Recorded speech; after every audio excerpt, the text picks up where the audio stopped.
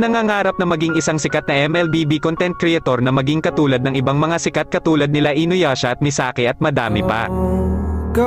Ikaw isa ka din bang small content creator kagaya ko?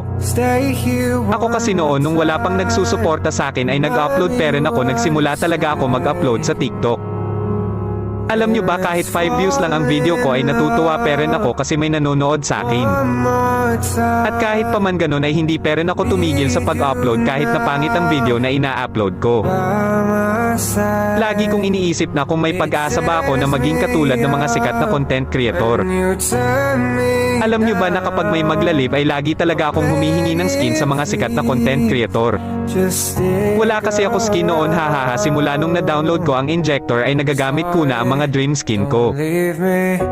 Nung umalis si mama at pumunta ng Manila para doon magtrabaho doon ko naisipan na ay kwento ang buhay ko sa Facebook at sa TikTok.